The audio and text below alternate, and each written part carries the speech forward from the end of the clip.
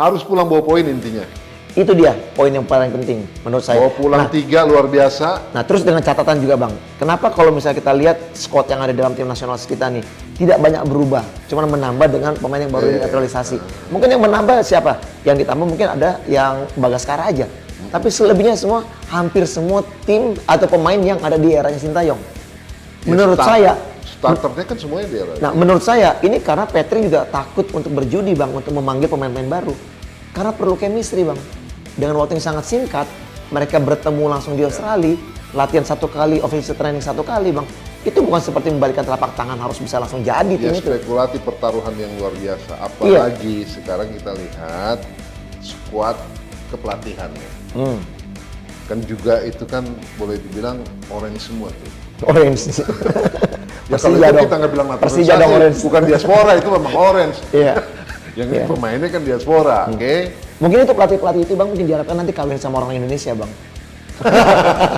Untuk round 4 saya yakin kita bisa. Ini modal. Ini modal menurut saya ya. Karena apa? Kalau kita melihat dengan kemampuan dan juga kekuatan yang Jepang, Australia, ya kan? Saya pikir ini tim-tim Saudi Arabia juga termasuk ya unggulan mungkin yang bisa langsung lolos. Jadi kita harus realistis juga Bang. Walaupun kita udah begitu banyak yang namanya naturalisasi dengan pemain yang ada sekarang ini, tapi ya tidak seperti yang tadi saya katakan, tidak seperti membalikkan telapak tangan Bang. Dengan gampang kita bisa lolos langsung.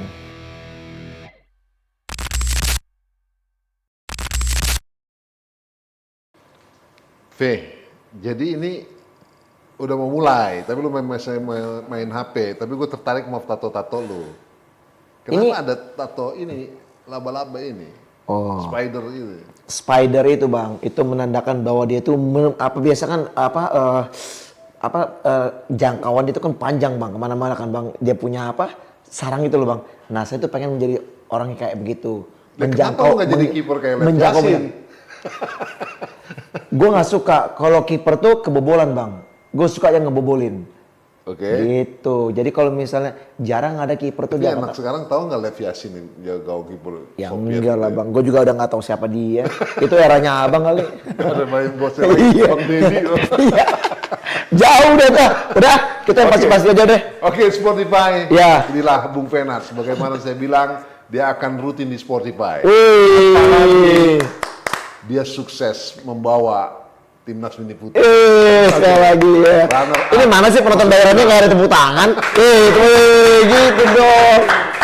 Ini sekali lagi, ya. Bung Fenar akan rutin di Spotify. Dia akan ngulik tentang aspek teknis.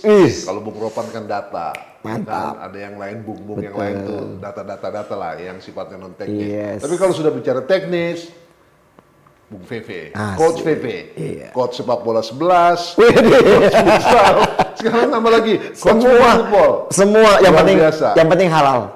Ya, halal dan eksis. Eksis, iya. Ini manajer saya nih. Kalau bukan karena manajer saya ini, saya nggak akan pernah ada di sini. Manajer tak terregister. Nanti nanti kita ngomongin mini football juga, tapi sebelumnya kita ngomongin yang sedang ramai sekarang yaitu timnas senior yang akan berhadapan dengan Australia. Lu udah ngomong di mana-mana, tapi tetap harus di Spotify. Yes. Dan gue sebenarnya bingung mau nanya apa lagi nih, kulik sana sini.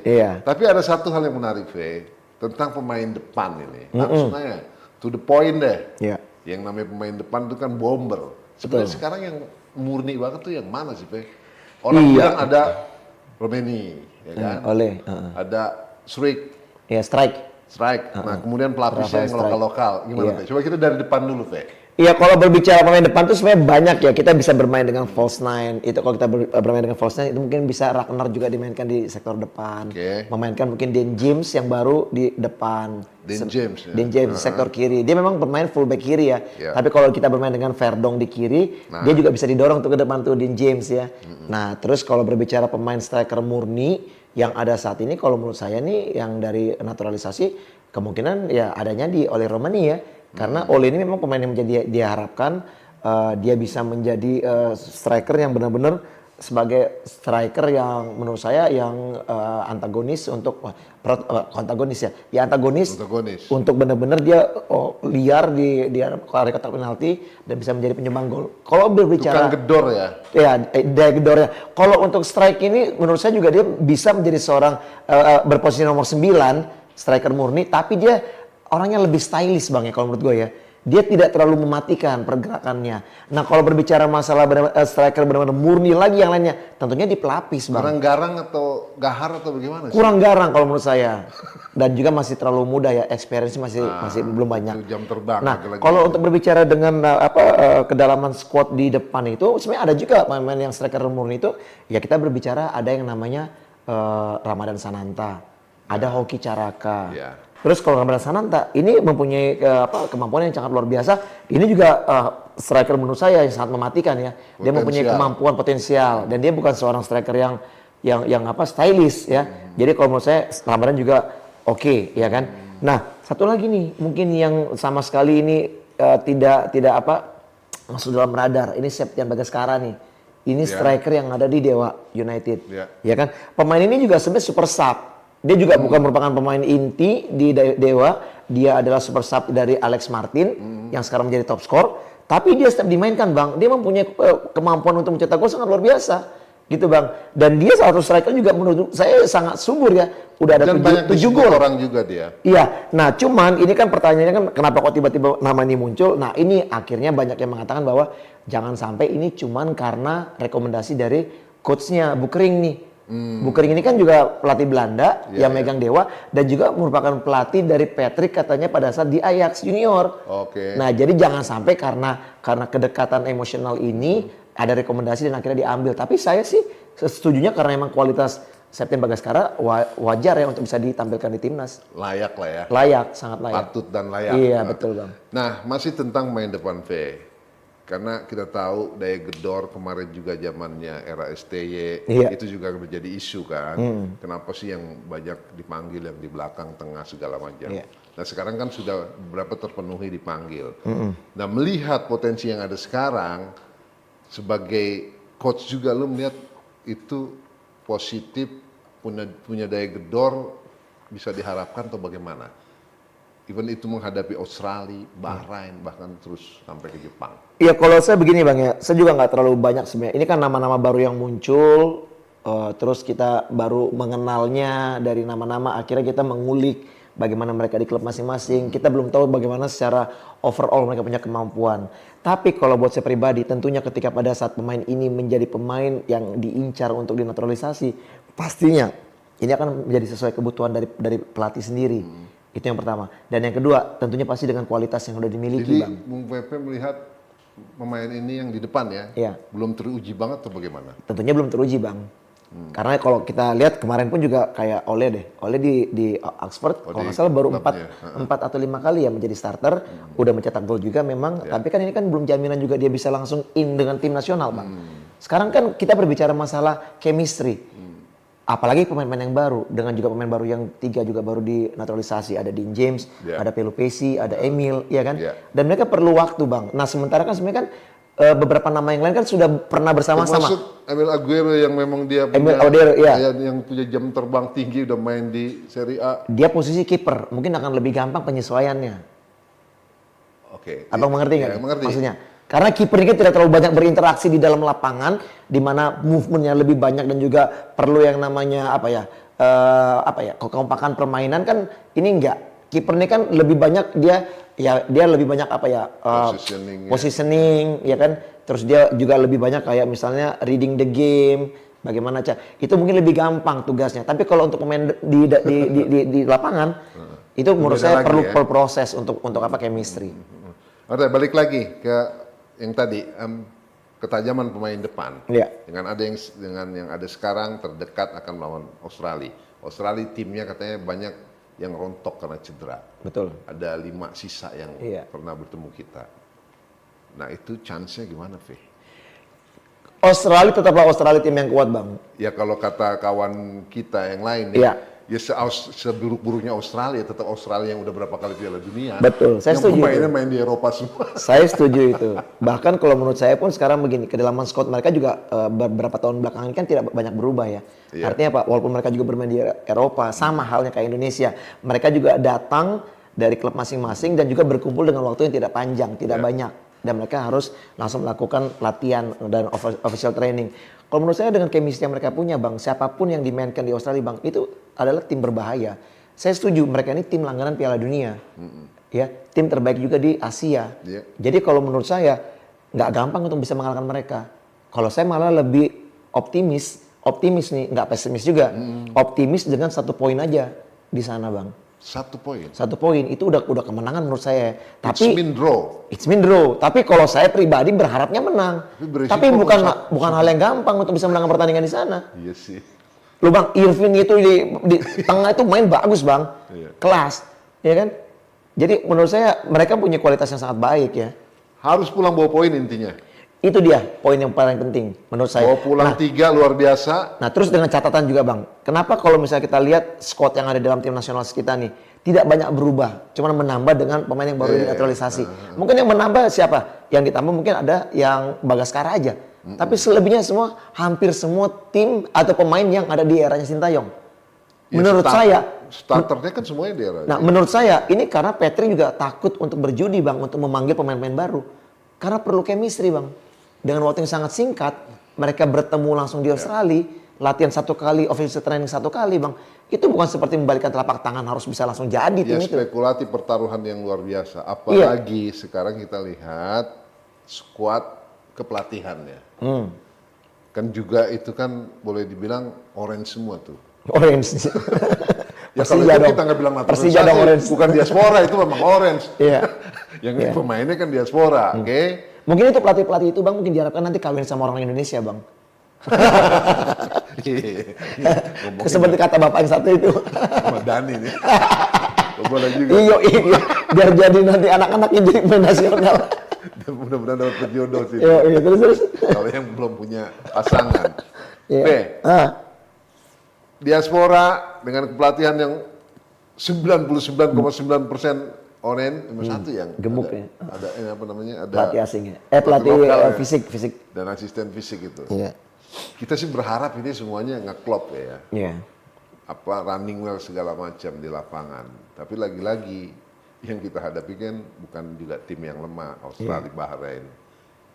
Ya memang tim yang punya kemampuan dan kekuatan yang hampir sama lah dengan kita, terlepas dari Jepang.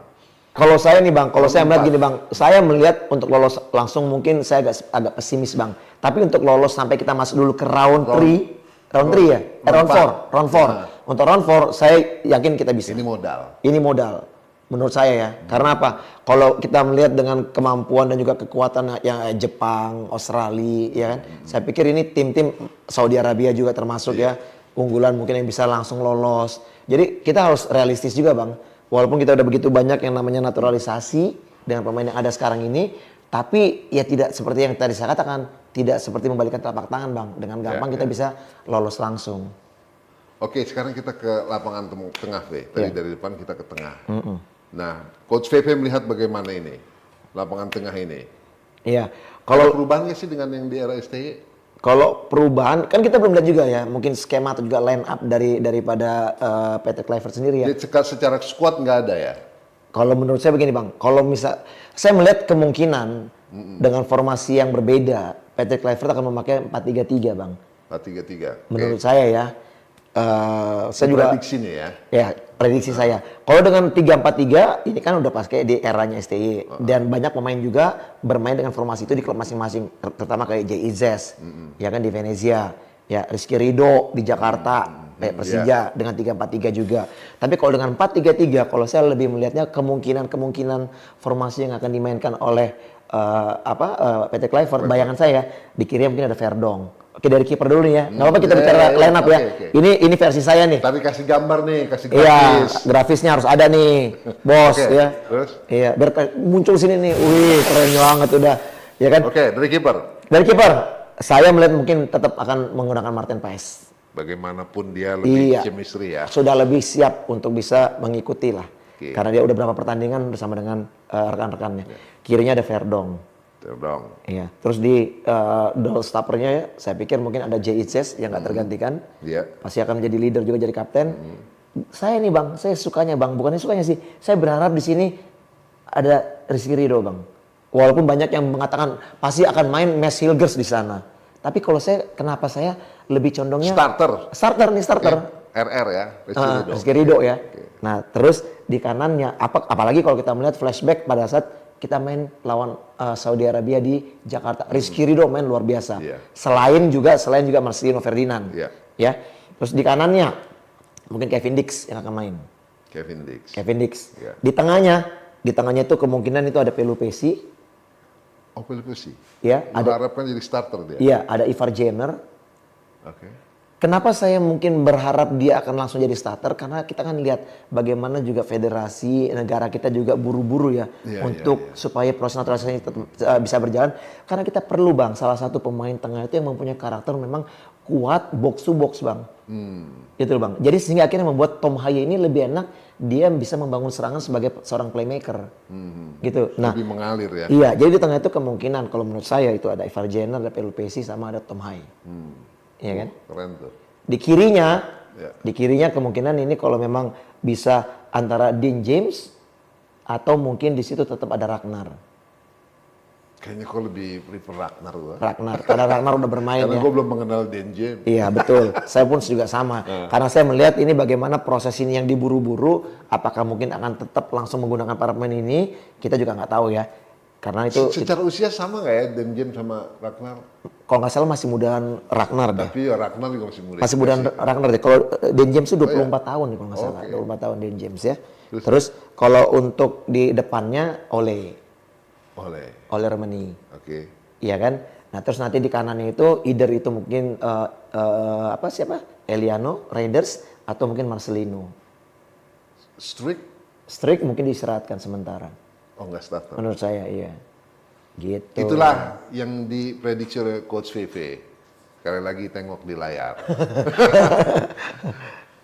Kita berharap ini dapat melumpuhkan Australia dengan segala kelemahan yang dialami sekarang karena banyak pemain yang cedera. Ada catatan lain nggak dengan skuad ini, Kita pastinya harus optimis lah. Siapapun juga berharap kita melewati Australia. Dan paling tidak seperti Bung VV bilang, bawa 1 poin dari sana. Catatan lain, conclusion dari semua skuad yang lupa parentan ini. Dengan Patrick Kluivert-nya dan timnya ini, yang emang gemuk ya, Terasa gemuk? Kalau saya pikir ya sangat gemuk ya. Kita lihat jajaran kepelatihan yang ada saat ini, malah saya sebenarnya berharap. Malah bukannya lebih bagus, Dan ini semua aspek Bang, ada. Betul Bang, saya setuju itu Bang. Tapi saya lebih senang itu menariknya gini Bang. Buat apa kita banyak merekrut para pelatih yang ada, maaf kata nih, dari luar. Tapi kita tidak membudidayakan pelatih yang ada sekarang Bang. Maksudnya pelatih-pelatih lokal yang mempunyai usia masih juga muda, mempunyai lisensi juga yang cukup untuk bisa masuk di dalam jajaran kepelatihan. Tapi memang mungkin banyak kendala juga mungkin kenapa akhirnya Kluivert tidak menerima pelatih-pelatih yang direkomendasi, ya kan? Mungkin banyak faktor Bang. Mungkin faktor satu, belum begitu mengenal dengan pelatih itu, belum tentu bisa bekerja sama, terutama mungkin dari bahasa. Nah ini yang menurut saya menjadi poin penting. Iya pentingnya itu memang setiap pelatih mungkin ya, yang apalagi yang sudah mempunyai lisensi A-Pro Bang.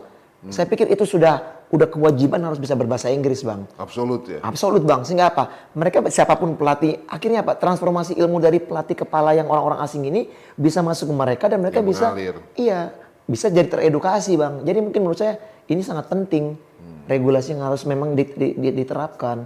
Sehingga akhirnya semua pelatih ini fluent in English. Seperti kita kemarin di Dubai. Asik.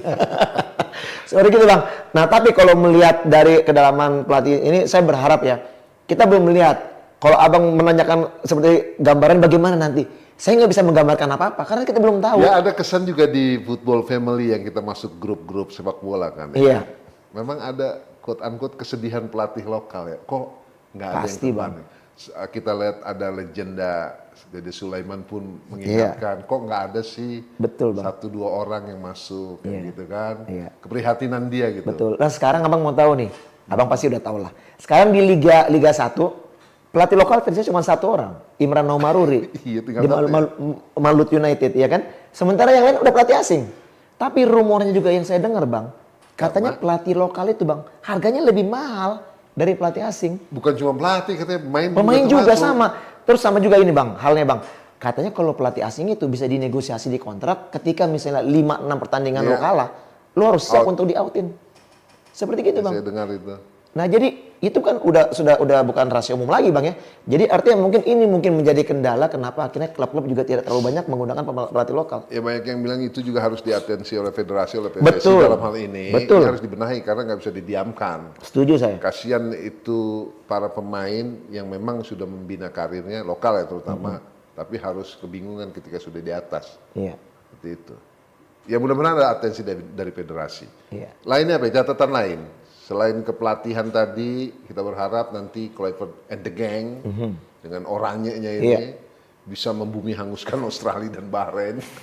Kalau saya begini sih Bang ya, kalau saya itu lebih berpikir jangka panjang Bang. Sebenarnya jangka panjang itu bagaimana sebenarnya jajaran kepelatihan ini semua yang nanti akan bekerja di kelompok-kelompok usia yang ada Bang. Bagaimana mereka mempunyai istilahnya kayak rangkaian Bang, rangkaian program untuk kedepannya sampai ke grassroots. Bukan cuma sekarang, kalau kita berbicara sekarang kan instan Bang. Lolos apa enggak ke Piala Dunia.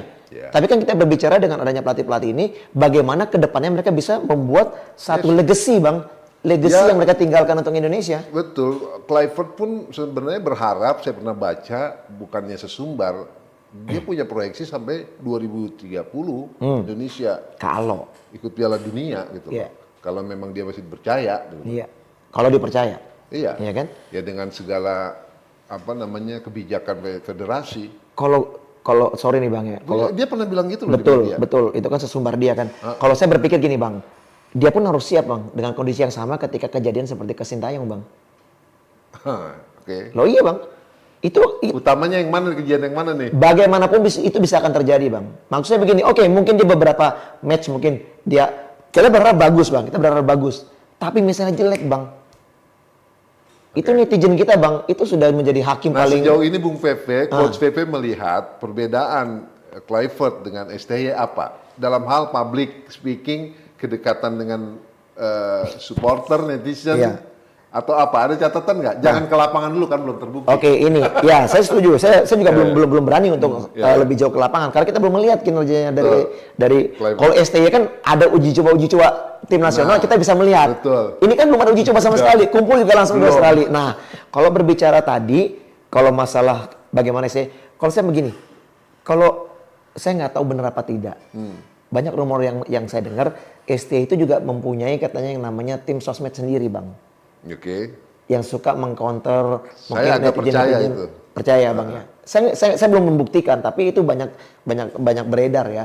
Kalimat-kalimat itu ada juga tim adminnya sendiri yang mengurus sosmed yang tetap untuk bisa menjaga istilahnya bukan popularitas doang ya, artinya tetap menjaga STY itu supaya tetap dicintai lah seperti itu untuk bisa mengcounter yang namanya hater-haternya gitu loh Bang. Iya memang perlu itu. Di samping itu kan dia harus bisa memonetize semua yang dia hadapi. Betul. Nah, terus tapi saya suka kalau memang itu benar adanya untuk hal yang positif, oke. Tapi kalau untuk memonetize untuk kepentingan pribadi, misalnya untuk mendapatkan yang namanya kayak iklan, cuan. Nah, saya pikir itu masih ya perlu dipertanyakan lah. Nah, kalau ini kan saya belum tahu nih Bang, ya kan? Di media juga nggak terlalu banyak nongol, ya kan? Tidak terlalu banyak yang namanya publikasi tentang Patrick Kluivert semenjak dia sudah di-sign. Seperti kayak terbatas gitu loh Bang. Terbatas apa yang ditampilkan oleh federasi tentang seorang Kluivert. Ya kan? Memang mereka pergi untuk kayak ke lapangan-lapangan. Melihat pemain. Kan baru sebatas itu Bang. Termasuk Denny Lanzat juga. Nah, kalau saya sih berharapnya dia tidak usah berubah seperti karakter yang dia punya. Ya, tapi dia tunjukkan dengan prestasi ini yang dia bikin untuk timnas. Mungkin itu juga akan merubah ya. Merubah perspektif dari para netizen dan juga mungkin masyarakat Indonesia, bisa dengan cepat mereka beralih dari kecintaan ke Sintayong bisa ke Patrick Kluivert gitu. Baik, V, mungkin sebagai pengamat, Anda juga melihat, mengintip sebelum closing nih, kita bergeser ke mini football, mengintip kekuatan Australia dan juga Bahrain yang terdekat. V, Australia yang Anda tahu sekarang yang katanya banyak pemainnya cedera. Yang PP intip bagaimana? Australia kalau nggak salah sekarang ada di peringkat kedua ya, di bawah Jepang ya. Saya juga lupa ya. Secara ranking. Asia. Enggak, masih di peringkat di grup sekarang. Kalau nggak salah di kedua ya? Kedua. Benar. Ketiga Saudi Arabia ya? Iya, betul. Ketiga Saudi, kita keempat ya? Kita ketiga malah. Kita ketiga sekarang. Kita ketiga, karena kan kita menang lawan Saudi. Saudinya Oke. Ya. Oke, kita ulangi pertanyaan. Bung Pepe melihat Australia bagaimana saat ini? Australia, kita udah bahas tadi ya. Australia tetaplah Australia. Walaupun memang ada rumor-rumor yang mengatakan ada beberapa pemain juga yang cedera, tapi saya pikir kita bermain di kandang Australia itu mungkin akan sangat sulit buat kita untuk bisa lebih cepat berkembang. Saya lebih setuju kalau kita memang tetap realistis, kita bermain dengan game plan defense counter, kita mempunyai pemain juga yang cepat-cepat, dan saya pikir kalau memang pada saat kita bisa memainkan pertama sekali dengan game plan ini dan ternyata di dalam permainan nanti ya tentunya pasti akan ada evaluasi dari pelatih juga dari menit per menit untuk bisa merubah konsep permainan dari game plan itu sendiri, apakah bisa langsung melakukan pressure tinggi di highline dari pertahanan dari Australia bisa terjadi. Kalau memang itu bisa kita lakukan, tentunya pasti kita akan bisa mendapatkan momen lebih dekat untuk mengarah ke gawang ya. Kalau kita pressing tinggi ya. Kalau kita bermain dengan pressing atau juga defense di zona kita, itu akan mempunyai proses yang agak panjang untuk bisa menyampai ke dalam area terdekat dari gawang Australia dengan kemampuan pemain sayap. Nah, ini kan pasti kan akan berubah secara secara otomatis dalam lapangan ketika memang game plan ini harus dirubah oleh pelatih dengan kondisi yang ada. Nah, jadi kalau menurut saya kita di sana tetap harus bermain sabar. Kalau kita bermain terbuka di Australia, Bang, selesai kita, Bang. Kelar ya? Kelar, Bang. Mereka juga punya pemain yang yang berkulit hitam tuh saya lupa namanya siapa. Itu juga sangat cepat, Bang.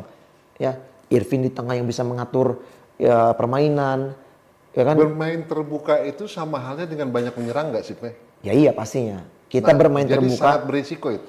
Kalau menurut saya itu sangat berisiko kalau di awal kita memulai seperti itu, Bang. Ya, kita bisa menahan mereka satu draw ya di kandang 0-0 lawan Australia. Ya. Tapi tidak dengan gampang kita bisa menahan mereka draw juga di sana, Bang. Di kandang mereka lagi. Betul. Ada nggak pengaruh? Kluivert ini kan seorang striker ya. Iya. Penyerang dia. Iya. Menjadi pelatih. Menginfluence dia bahwa tim ini harus banyak menyerang sebagaimana asal dia sebagai pemain pada awalnya. Ada nggak pengaruh kayak gitu? Kalau pengaruh seperti lu sebagai pemain, sebagai pelatih juga? Bukan. Kalau saya lihat gini, kalau kita sebagai pemain dulu misalnya saya sebagai seorang gelandang ya, atau juga gelandang serang ya, terus kita misalnya saya jadi pelatih, saya pengen tim ini selalu menyerang. Banyak orang bilang itu menyerang itu adalah pertahanan terbaik. Tapi kan itu kan Bang tidak realistis juga kalau kita melihat kekuatan lawan memang di atas kita, misalnya setingkat. Kita harus ada game plan, Bang. Harus ada yang namanya strategi permainan untuk bisa mengcounter dulu tim lawan untuk bisa kita seperti kita adaptasi dulu, Bang, permainan itu, Bang. Jadi nggak bisa semena-mena karena dia striker. Menurut saya nggak otomatis seperti itu juga. Kalaupun misalnya kalau memang dia seorang striker, paling kalau memang dia mau mungkin merubah karakter dari pemain-pemain depannya kita. Dia punya atensi yang lebih ke pemain depan. Iya, bagaimana mungkin naluri mencetak golnya bisa dikembangkan, mencari posisi bagaimana. Karena dia punya experience. Betul. Di situ. Sama kayak halnya pas di eranya Sintayong kan, Sintayong mendatangkan pelatih khusus striker kan, Bang? Iya. Iya kan, ngedrill striker untuk bisa tampil lebih bagus lagi dan bisa menciptakan gol. Seperti itu, mungkin itu yang bisa dilakukan oleh Kluivert, mungkin sebatas itu menurut saya. Oke, Bung Fenard, itu Spotify tentang timnas senior kita yang nggak lama lagi akan menghadapi Australia dan kita berharap menang atau paling tidak harapan Bung Fenard pulang bawa poin 1. Iya, paling tidak. Iya. Sampai di sini. Selanjutnya saya dan Bung Fenard akan ngomongin mini football. Yeay, mini football.